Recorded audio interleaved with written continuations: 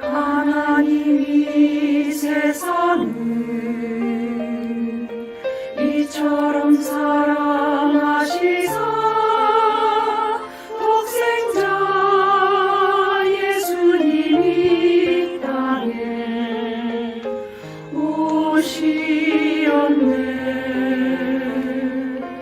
그의 피로 인하여 영생함을 얻으니 주께서 흘리신 피로 우리의 모든 죄 살네.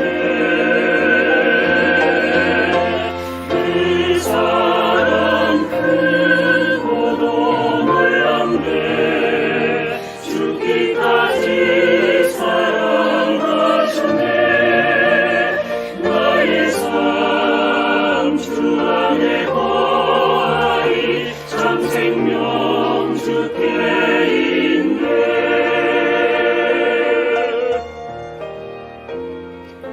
하나님이 세상을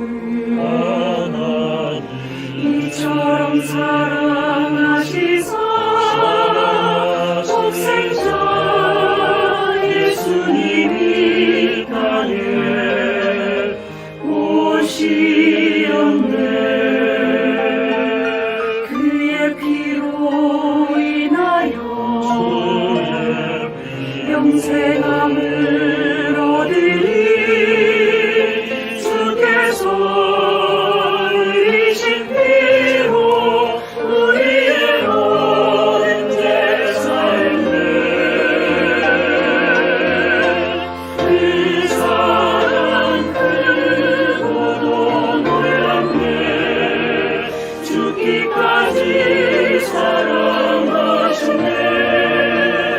나의 삶 주 안에 거하리 참 생명 주께 있네.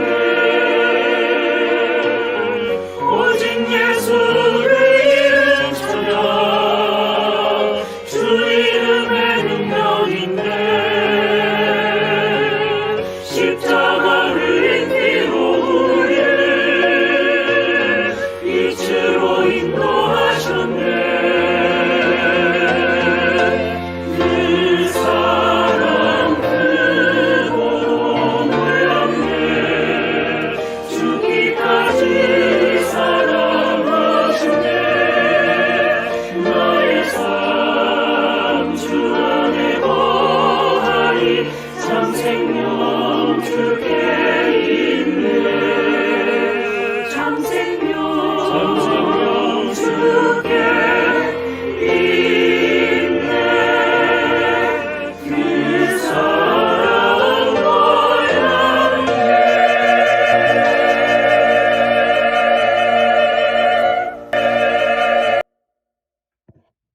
아멘. 기도하겠습니다.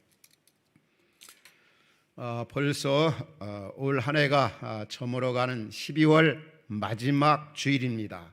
한 해를 시작한 지가 얼마 안 된 것 같은데 벌써 한 해가 쏜살같이 흘렀습니다.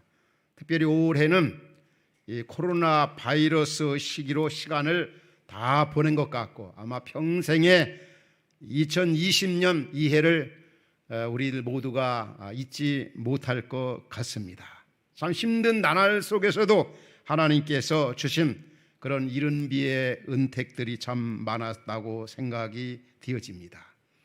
우리 12월 마지막 주일을 맞이해야 되는 것처럼 언젠가 우리 인생의 마지막 하나님 앞에 설날이 온다고 하는 것을 잊지 말아야 합니다. 지금은 어느 때보다도 우리 한 삶의 그 발자취를 돌아보고 또 한 해를 돌아오며 점검하는 그런 시간이다, 이런 마음이 요즘에 우리 많이 들지 않습니까?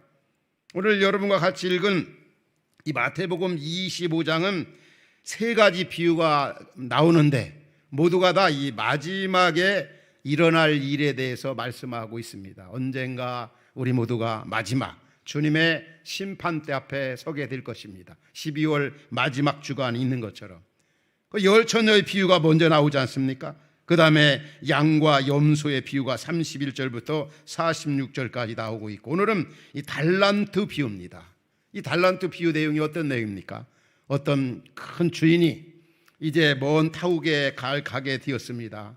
그래서 세 종을 불러가지고 한 종에게는 5달란트, 한 종에게는 2달란트, 한 종에게는 1달란트를 남기고 이제 먼 타국으로 갔습니다. 그리고 이제 시간이 되어서 돌아와서 그 세 종을 불렀습니다. 너희들 내가 갈 때 3달란트, 2달란트, 1달란트, 5달란트를 두었는데 너희들 와서 좀 한번 계산을 해보자. 그런데 5달란트를 남겼던 사람은 열심히 장사해가지고 5달란트를 남겼다고 그러죠.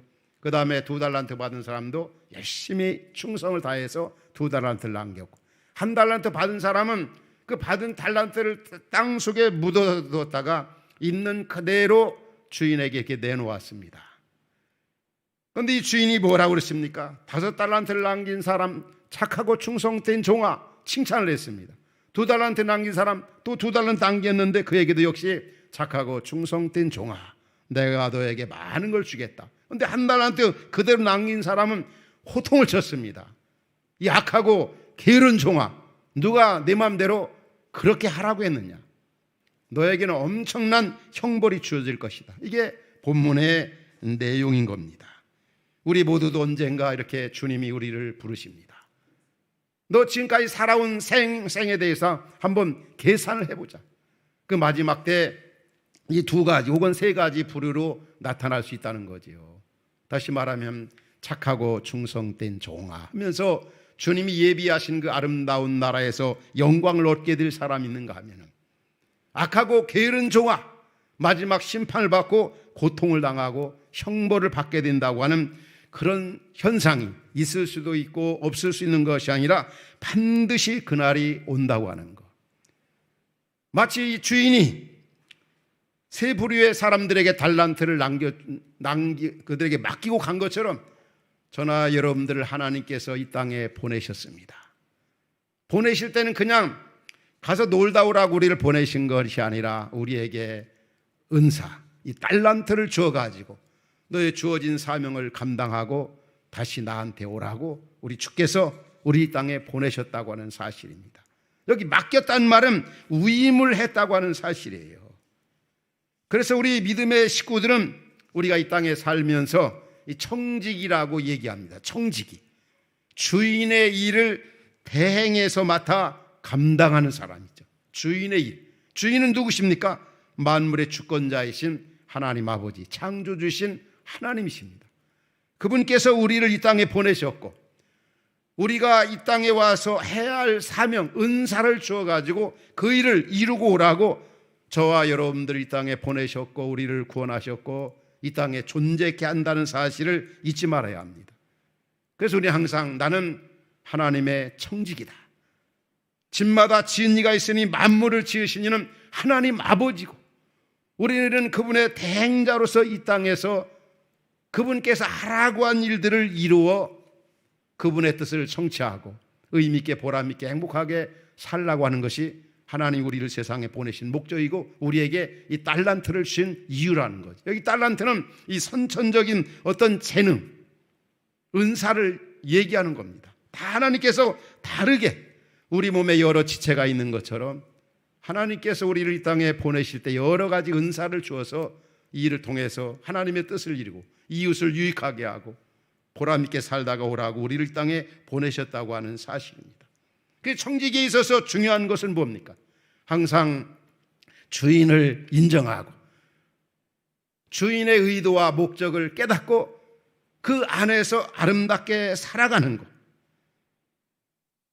이 청지기 가운데는 악한 청지기도 있고 선한 청지기도 있고, 다르게 표현하면 미련한 청지기도 있고 지혜로운 청지기도 있고, 또 청지기 중에는 충성스러운 청지기 있는가 하면 불의한 청지기도 있는 것입니다. 항상 이 청지기로서 나된 것은 하나님의 은혜라고 하는 사실을 인정하면서 나의 주인, 만물의 주인은 하나님의 것이고 이 땅에 있는 모든 것들이 다 하나님의 것이라고 하는 그 인정함이 있어야 합니다. 우리의 몸도, 우리의 가진 소유도, 하나님 우리에게 주신 자녀도, 우리의 가진 재산도 또 직장도 하나님의 입장에서 생각하는 겁니다. 하나님이 나에게 맡기신 것이고 나에게 준 것이다. 성경은 그런 부분을 아주 헤아릴 수 없이 많이 말씀하고 있죠.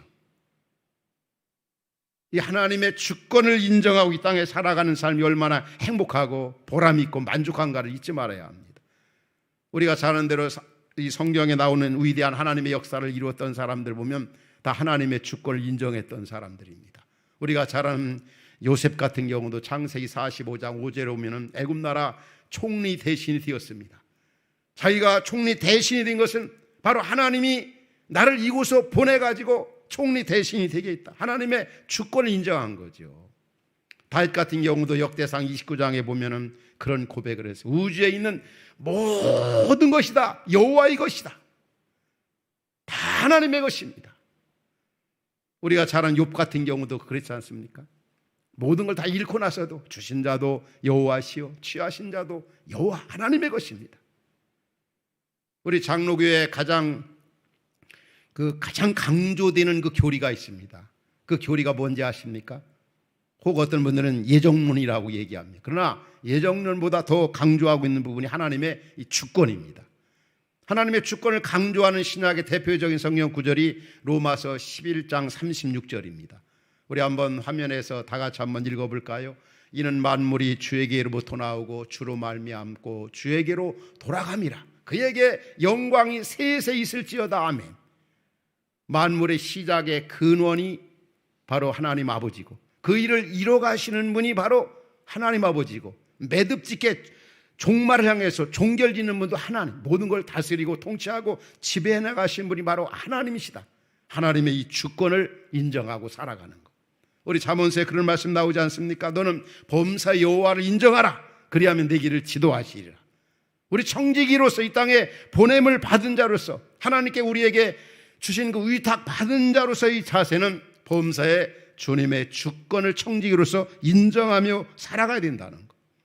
그리고 이 청지기로서는 항상 반드시 계산할 날이 온다는 것, 심판받을 날이 온다고 하는 것.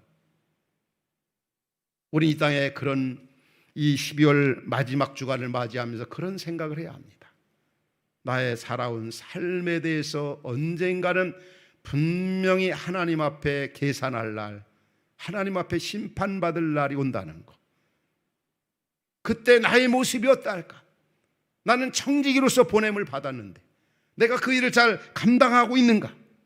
마지막 치유, 나의 모습이 어떠한 모습으로 나타날 것인가? 그걸 생각하면서 이 땅에 살아가는 삶이 얼마나 지혜로운 자의 삶이고 청지기로서 하나님 앞에 아름다운 삶인가를 늘 잊지 말아야 합니다. 자, 본문에 등장하는 사람들 가운데 이 한 달란트 받은 사람의 그 문제점들을 한번 여기서 찾아보는 게 좋아요. 한 달란트 받은 사람은 주인으로부터 받고 나서 어떤 생각을 했습니까? 시절이 한 달란트 값이라고 하는 것은 엄청난 금액입니다. 그 당시에 그 유대 사이에서 특별히 로마 화폐 이 달란트, 이 값은 한 달란트가 그 당시에 한 데나리온이 노동자 하루 품삯인데 한 그 달란트 값이라면 약 한 6천 데나리온 된다는 거지요. 그러니까 수년간의 노동자의 품삯에 해당하는 그 값이 바로 이 한 달란트라는 거죠. 이 한 달란트 받은 사람은 주인으로부터 그것을 받자마자 주인이 준 목적은 뭐겠습니까? 너 열심히 일해가지고 장사해가지고 좀 이익을 좀 남겨서 하나님께도 영광이 되고 이웃사랑 실천도 하고 너 행복을 위해서 열심히 살라고 한 달란트를 준 거예요. 그 받은 은사대로. 근데 이 한 달란트 받은 사람은 주인이 자기에게 이 위임한 이 의도나 목적을 전혀 생각하지 않았어요. 야, 내가 이 한 달란트 받았지만 이거 가지고 혹시 장사하다가 손해나면 어떻게 할까? 주인 올 때 엄청나게 혼날 거 아닌가? 어떻게 배상할 건가? 땅속에 묻어두고 계속 놀고 지낸 거지요. 이 사람의 문제점은 심판할 때 그렇게 대답합니다. 그 주인이 너 그거 왜 그냥 땅에 묻어두느냐?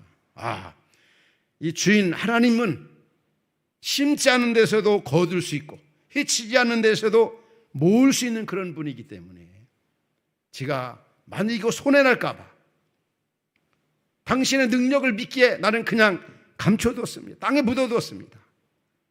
칭찬할 줄 알았는데 뭐라고 그랬습니까? 너 뭔가 아무것도 모르는구나. 내가 너에게 은사를, 그 위임, 달란트를 줄 때는 그렇게 하라고 준 게 아니야. 열심히 일해가지고 충성을 다하라고. 근데 이 사람의 문제는 자기중심적입니다. 자기 생각입니다. 하나님의 의도와 목적이나 이런 걸 전혀 생각하지 않았습니다. 오늘날도 이런 부류의 사람들이 우리 주변에 많이 있습니다. 우리 구원받는 한나라 백성들은 왜 내가 이 땅에 왔는지, 어떻게 살아야 되는지, 그리고 어떻게 살다가 내가 하나님 앞에 가야 할 것인가, 늘 이런 질문을 던지며 살아가는 것이 바람직하지 않겠어요, 여러분? 그런데 자기 생각에, 자기 중심에 사로잡혀 이런 일들은 기독교계나 특별히 요즘에 정치계에 보면 이런 사람들이 참 많이죠. 자기 프레임에 이렇게 빠져 있는 거죠. 자기가 그렇게 생각하고 있으면은 다른 사람들도 다 그렇게 생각하고, 자기가 그렇게 행동하면 다른 사람들도 다 그렇게 행동할 것이라고. 이 한 달란트 받은 사람이 그런 생각을 한 거예요. 자기 중심으로 하나님이 그럴 거다, 내가 이런 일 하면 하나님이 좋아할 거야. 항상 성경은, 하나님은 그렇게 생각하지 않거든요. 남과 자꾸 비교하면서. 아마 여기에 표현 안 되어 있지만 이 한 달란트 받은 사람은 그런 생각을 했을지 모르겠어요. 왜 하나님께서 다른 사람은 2달란트 주고 어떤 사람은 5달란트 이렇게 많이 주고 난 왜 1달란트만 줘? 좀 2달란트나 5달란트 줘야 내가 열심히 일하다가 손해나도 그래도 남길 게 있지. 1달란트 주었으니까 이거 어떻게 하겠느냐. 그냥 원망 불평하고 다른 사람과 비교하고 자기 위치를 소중하게 생각하고 있는 바를 족한 줄 생각하고 그냥 충성을 다해서 이익을 남기면 되지 않습니까? 근데 이는 전혀 딴 생각을 했어요. 자기 중심이었고 하나님 나라 가치관보다는 자기 인생, 자기 중심이었던 가치관을 가지고 그가 살다가 주님 앞에 섰을 때 호통을 받은 거죠. 예. 주님께서 뭐라고 그랬습니까? 악하고 게으른 중아, 너 누가 그렇게 하라고 했느냐? 성경은 얼마나 이 게으름에 대해서 많이 책망하고 있습니까? 이 게으름을 악하다고 얘기합니다. 하나님의 뜻을 모르고 자기 중심으로 살아가는 사람을 악하다고 얘기합니다.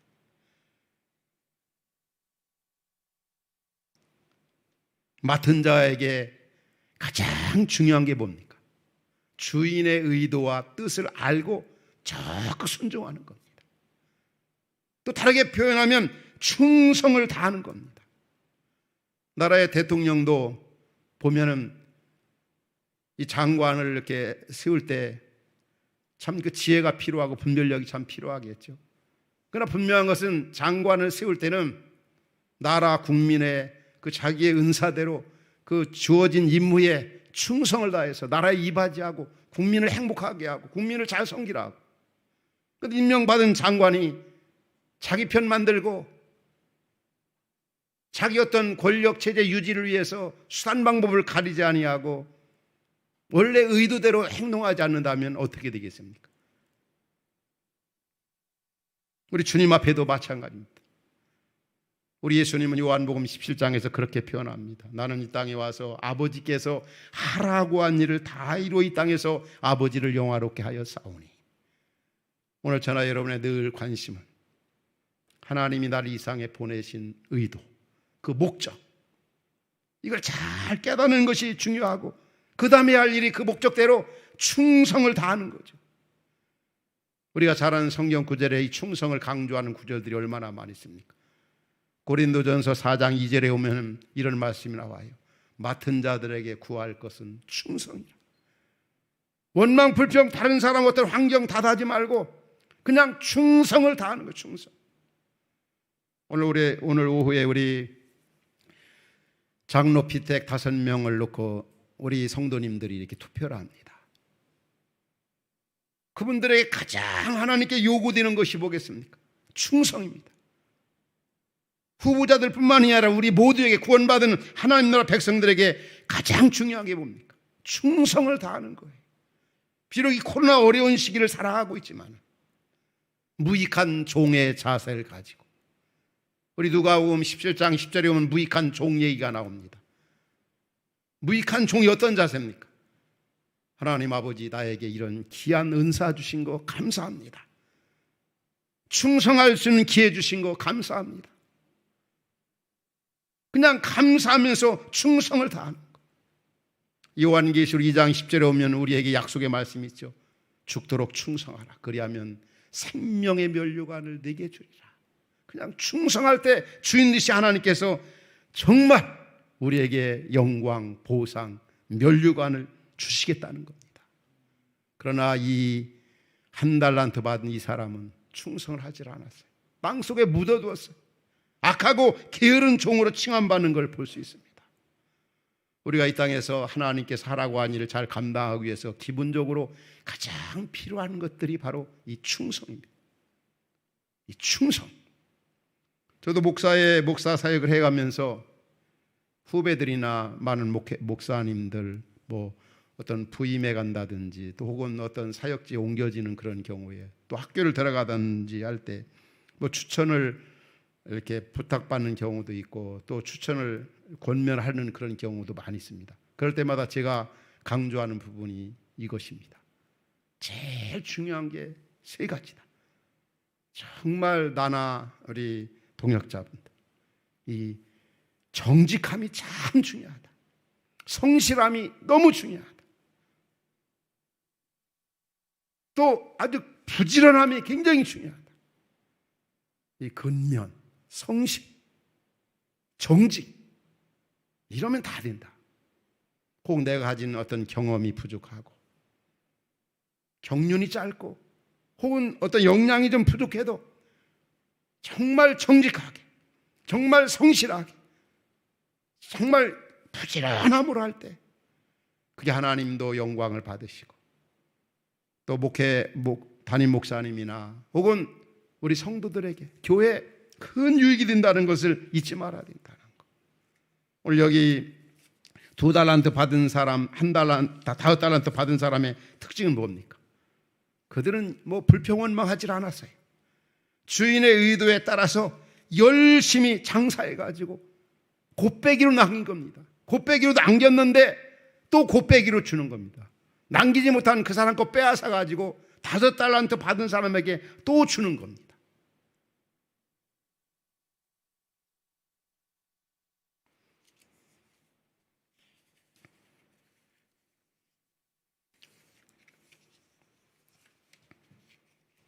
우리 믿음의 식구들은, 또 우리는 이 땅에서 어떤 면에 보면은 하나님부터 위임받은 그런 걸 가지고 열심히 장사하는 사람하고 똑같습니다. 장사하는 사람도 어떻게 됩니까? 열심히 일하는 거죠. 자기 주어진 일에. 제가 몇 년 전에 그 버지니아의 어느 한 그 초대형 교회 그 예배 인도하고 또 세미나를 인도한 적이 있습니다. 젊은이들이 미국에서 가장 한인교회로 많이 모인다고 하는 그 교회인데, 그 예배 마치고 났는데 거기 목회자분들이 이제 저하고 같이 교제하는 시간에 이런 얘기를 하더라고요. 그 예배 팀을 맡은 분들이, 우리는 주일날 장사를 잘해야 교회나 우리 성도들이 한 주간 잘 먹고 산다는 거예요. 주일날 장사 잘해야 된다. 그래야 한 주간 혹은 한 달 모두가 다 잘 먹고 산다. 참 그런 얘기를, 그분이 예배학을 전공하고 예배팀에서 사역하는 목사님들 그 팀들인데 그런 얘기를 한다, 그런 얘기 할 때 참 너무나 이 세속주의적인 좀 이상한 얘기를 하는 것처럼 이렇게 느껴졌습니다. 장사를 주일날 잘해야 된다, 이 말은 헌금을 많이 거둬들여야 된다, 이런 말인가? 그 의미를 알아보고 살펴보면 그 말이 아닙니다. 주일날 하나님 앞에 예배 잘 드리고 또 말씀으로 교육과 훈련을 통해서 힘있게 교회가 그런 사명을 잘 가르치는 사명, 선포하는 그 사명, 이런 일을 잘해야 교회가 이 땅의 사명을 감당할 수 있고 성도들이 세상 속에 나가서 영향력을 발휘하면서 주어진 일을 잘 감당해서 하나님께 영광을 돌릴 수 있다고 하는 사실입니다. 어떤 면에는 저나 여러분은 지금 이 땅에서 장사하고 있는 사람들입니다. 하나님 우리에게 주신 그 은사, 그 달란트대로 교회에서, 가정에서, 직장에서 우리들이 항상 가장 힘써야 할 일이 뭡니까? 오직 충성인 겁니다. 충성. 2달란트를 남긴 두 달란트 위임했던 그 사람 2달란트를 남겼어요. 5달란트를 받은 사람 5달을 남겼을 때 우리 주님께서 뭐라고 그러십니까? 착하고 충성된 종아, 네가 적은 일에 충성하였으므로 내가 너희들에게 많은 걸 주겠다. 영광과 보상과 그 아름다운 것으로, 영원히 남는 것으로 충만하겠다는 거지요. 벌써 이 해가 저물어가는 12월입니다. 나는 누구인가? 오늘 본문에 등장하는 1달란트 받은 사람과 같이 그렇게 살아오고 있지는 않은지, 그렇게 살아가고 있지 않은가? 내 마음대로, 내 고집대로, 내 계획대로 뭐 하나님 나라, 하나님의 뜻, 하나님의 비전, 뭐 이웃 이런 건 하나 생각하지 않아요. 오직 나, 우리 가족. 항상 우리의 고민은 어떻게 하면 하나님 나라를 위해 살까? 어떻게 하면 하나님의 영광을 위해 살까? 어떻게 하면 하나님의 비전을 가지고 이 땅에서 행복하고 의미 있게 살까? 이게 우리의 주된 관심이 되지 않겠어요? 바로 2달란트, 5달란트 받은 사람은 그런 삶을 살았습니다. 나는 어떻게 살아가고 있는가? 우리는 추라도 어려운 시기를 살고 있지만 남과 비교하지 마십시오. 불평하지 마십시오. 항상 무익한 종의 자세를 가지고 오직 충성으로, 그 언젠가 우리 주님이 우리를 부르십니다. 언젠가 우리에게는 분명한 마지막이 있습니다. 언제일진 모르지만 너 한번 살아온 생을 나하고 한번 따져보자. 너 내가 너에게 맡긴 그 달란트 어떻게 했느냐? 얼마를 남겼느냐? 이 마지막 주 앞에 서는 날 우리 모두는 우리 주님 앞에, 야, 너 정말 수고했어. 너 이 코로나 시기 어려운 시대를 하면 얼마나 고생 많았어. 너 나에게 맡긴 일대로 그 열악한 환경 속에 최선을 다했구나. 교회를 섬기고 가정을 섬기고 직장에서 정말 너 착하고 충성된 종이다. 너 앞으로 내가 너에게 더 많은 것으로 곱배기를 주겠다. 오직 충성으로 우리의 맡긴 일 잘 감당해서 이렇게 주님 앞에 영광을 돌리고 이 어려운 시대를 살아가지만 하나님의 그 복과 은혜를 누리면서 이 땅에서 남은 자로서의 사명을 잘 감당하는 복된 말씀을 듣는 우리 성도 여러분 될 수 있기를 주의 이름으로 축원합니다. 하나님 아버지,